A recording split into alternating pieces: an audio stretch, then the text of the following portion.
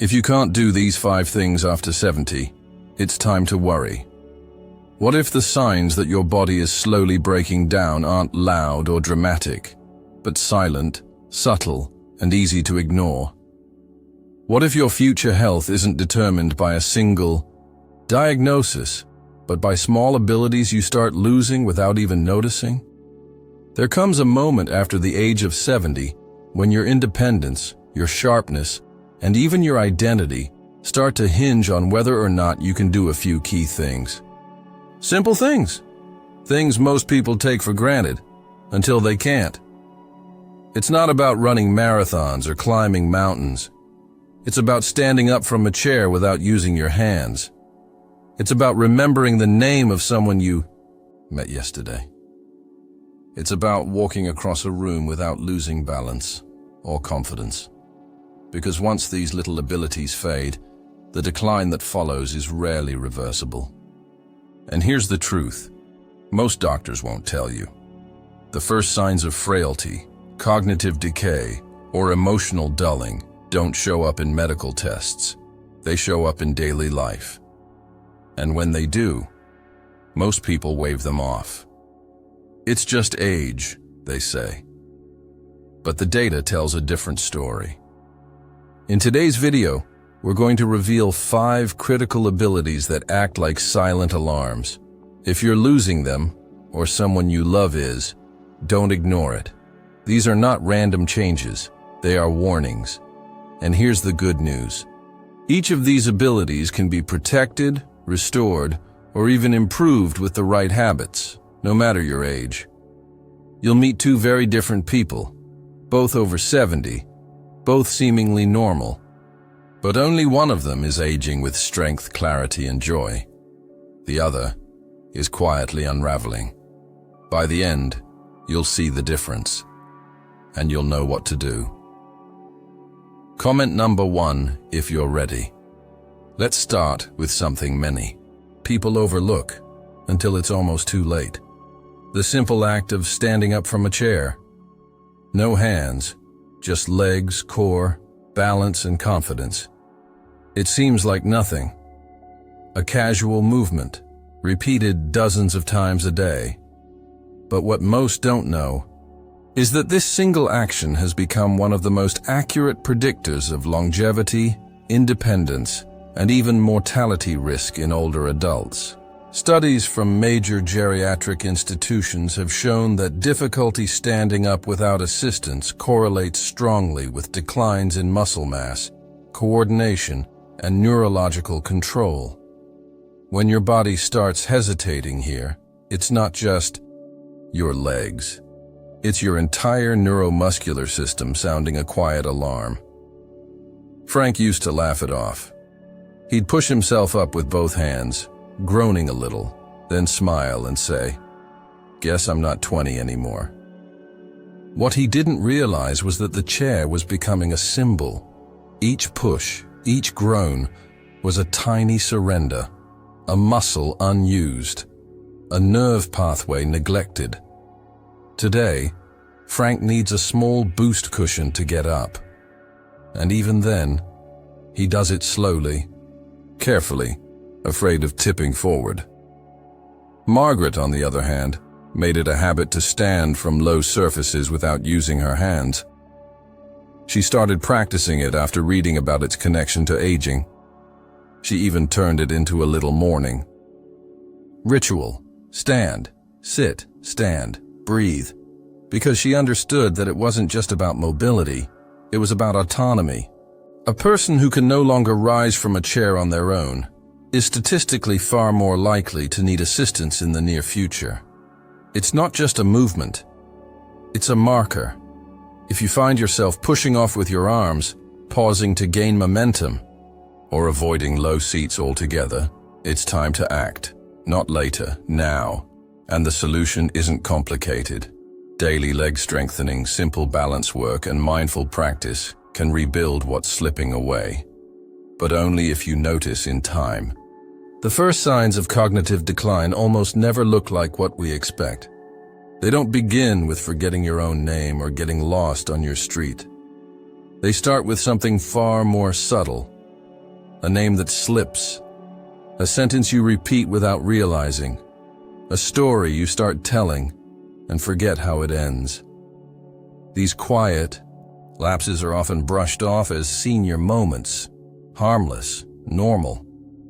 But research from leading neurologists tells a different story. These minor memory slips can be the earliest indicators of changes deep within the brain, especially in the hippocampus, the area responsible for memory formation and retrieval. Frank began to notice it in small ways.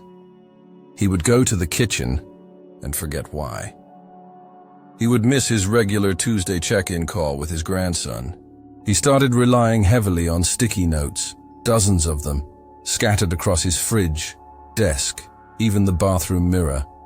And still, appointments slipped, conversations blurred.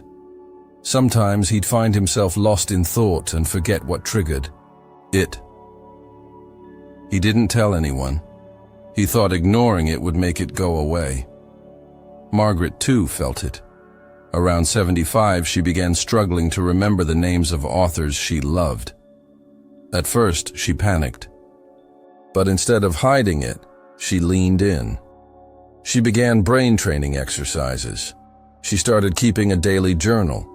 She added omega-3 rich foods to her diet and made a point to learn something new every week, from a foreign word to the name of a flower she'd never seen before. She turned her fear into fuel, and today, her memory is clearer than it was 6 years ago. The brain is like a muscle. It responds to challenge, to novelty, to care, but it also weakens with neglect. If you find yourself forgetting small things more often, or covering up slips with jokes, it might be time to pay closer attention. Because when memory begins to fade quietly, it rarely stops on its own. Now, moving to the second factor that silently affects longevity: balance. Not the dramatic kind, not the falls or the hospital visits. It begins long before that. It begins with hesitation, stepping into the shower more slowly, reaching for a handrail when none is needed, or turning corners with a bit more caution than before. And it's not always the body's fear. It's the brain's warning. Studies have shown that balance is not just about muscles or bones. It's a delicate coordination between the inner ear, the eyes, the spinal cord, and the brain. When that connection weakens, even slightly, the entire system falters. And what follows often is fear. Frank's decline started with a stumble on the front steps. He didn't fall, but it rattled him. After that, he stopped going out for evening walks. He avoided stairs. He moved slower, partly out of caution, partly out of doubt. The world, once familiar, now felt like a risk. That fear grew, and with it, his confidence shrank. And that's the cruel trick of balance loss. It isn't just physical. It rewrites your sense of self. Margaret remembers her own scare, a slip in the kitchen, her sock catching on a slick tile. She caught herself, but the moment stayed with her. Instead of retreating, she took it as a message. She began a balance class at the senior center. Gentle at first, just standing on one leg near a wall. Eyes closed, breath slow. She practiced and improved. Not just her balance, but her trust in her body. Today she navigates curbs, sidewalks, and uneven grass without hesitation. Not because she's lucky, but because she trained for it. Loss of balance is not inevitable. It's a signal. And when you listen to it, you have the chance to strengthen not only your body, but your courage. Another habit that often gets ignored is withdrawing from conversations. Not because of lack of interest, but because of mental fatigue. You see it in group settings. A few voices talking over each other. Someone shares a joke. People laugh. And someone, quiet, smiling, nodding, pretends to follow along. It's not shyness, it's something else. The brain, like any organ, tires, especially when it's overwhelmed. And for many adults after 70, following a fast-paced conversation becomes exhausting. Not physically, but cognitively. Processing words, reading facial cues, remembering details, it all takes more energy than it once did. Frank began to notice this during family dinners. At first, he simply said less. Then he started finding excuses not to come. Too loud, he'd say, or I didn't sleep well. But the truth was harder to admit. He couldn't keep up. Conversations became something he endured, not enjoyed. And little by little, he stopped showing up, and with that, his world got smaller. Margaret recognized this same shift in herself after a book club meeting. She'd struggled to follow a long discussion about a novel she hadn't quite finished. By the end of the evening, she felt mentally drained. But instead of pulling away, she asked her neurologist about it. He explained that what she was experiencing wasn't unusual, but it was preventable. So she began training her focus, listening to audiobooks at slightly faster speeds, practicing mindfulness, engaging in back-and-forth discussions over tea with a friend, just to keep her mind flexible. Over time, the fatigue faded. She rejoined the conversation, fully. Mental stamina is like physical endurance. It can be rebuilt, but if ignored, it will fade. If conversations are starting to feel like marathons, don't retreat. Strengthen. You're not alone. Up next, the fourth sign that many people dismiss until their world becomes unrecognizable. It starts with small hesitations. The mail sits, unopened for a few days. Meals become simpler, frozen, repetitive.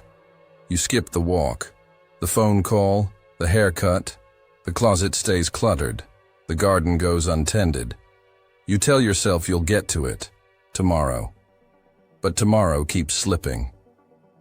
This silent withdrawal from daily life is one of the most dangerous patterns of aging. Not because of what's left undone, but because of what it reveals. It often begins when physical effort increases, when emotional energy runs low, or when the outside world starts to feel overwhelming. And from the outside, it looks like fatigue, laziness, even contentment. But beneath it is often loneliness, fear, depression. Frank began pulling back not long after his neighbor moved away. She had been his routine: coffee on the porch, weekend grocery trips. After she left, he stopped going to the market. He started ordering takeout, stopped shaving as often, days blurred. He wouldn't say he was unhappy, but nothing excited him anymore. His home became quiet, still, too still. Margaret faced the same risk after her husband passed. The first few months were dark. She didn't want to leave the house. But something deep inside told her this wasn't grief alone, it was inertia. And she knew the longer she stayed still, the harder it would be to move again. So she gave herself a simple task every morning. One small thing: open a window, sweep the porch, call a friend. And slowly, the light came back. Routine is more than habit. It's structure, purpose, identity. When someone starts letting go of daily tasks, it's not a phase, it's a warning. And often, the most powerful intervention isn't medical. It's human, a voice, a visit, a reason to care. Again, as we move forward, there's a sixth pattern that deserves attention. One most people never think to connect with health until it's too late. Your walk. Specifically, how you walk. Not whether or not you use a cane, but the subtler signals, your stride length, the rhythm of your steps, whether your feet shuffle or lift cleanly. These details, tiny as they seem, hold remarkable power. Research shows that changes in gait can be early indicators of everything from cardiovascular decline to cognitive impairment, even up to 10 years before a formal diagnosis. It's not just about bones and joints. Your gait reflects your brain. Frank's daughter noticed it first. A slight drag in his left foot, a hesitation when he turned corners. She thought maybe it was his shoes, but over time, it grew. His walk became shorter, slower, less sure. She asked his doctor about it, and tests began. Months later, Frank received a diagnosis that explained more than just his walk. It explained the memory slips, the low energy, the subtle mood shifts. It was the beginning of something deeper. And yet, that first clue had appeared in the hallway. Margaret, too, became conscious of her steps after reading a study on gait and dementia. She paid attention to her posture, worked on lifting her knees slightly higher, practiced heel-to-toe walking across her living room. At first it felt silly, but then she felt steadier, stronger, more present in her body. Every time she walked with intention, she felt a little more alive. The way we move through space reveals how connected we are with our body, our environment, our mind. When that connection frays, the signs show up in the simplest places. Footsteps. If your gait has changed, or if you've noticed it in someone you love, it's worth listening before the body speaks louder. So now you've seen it. The quiet. Signs. The everyday shifts. The seemingly ordinary moments that, when added together, begin to form a picture of strength or of slow decline. Frank and Margaret are not unique. They are reflections of choices made over time. One allowed comfort and habit to lead the way. The other chose discomfort, growth, and action, even in grief, even in fear. And this is what it comes down to. Aging is not a straight line. It's not passive. It's not a sentence. It's a series of decisions repeated over days, months, and years. Can you stand up without using your hands? Can you remember the story you told yesterday? Can you walk with steady steps, speak with full presence, and feel connected to your own daily life? If not, do not wait for a diagnosis. Do not wait for a fall. Do not wait until you no longer recognize the version of yourself you've become. Because the truth is, the most powerful changes are made long before crisis arrives. Margaret did not reclaim her vitality because she was lucky. She did it because she believed it wasn't too late. She believed that motion creates memory. That purpose protects emotion. That action, small, stubborn, daily action, can restore what once felt lost. Frank's story doesn't have to end in decline. Neither does yours. If you've seen yourself in any of these signs, take it as a gift, not a punishment. Your body and mind are asking for attention, for care, for change. You still have time, but not forever. Choose to strengthen your legs, to train your memory, to connect, to move, to live fully while you still can. Comment below if this message found you at the right time. And if you believe more people over 70 need to hear this, don't keep it to yourself. Like this video, subscribe to the channel, and turn on notifications so you never miss what might change your path. Because aging well is not about avoiding time. It's about walking through it with strength, clarity, and dignity.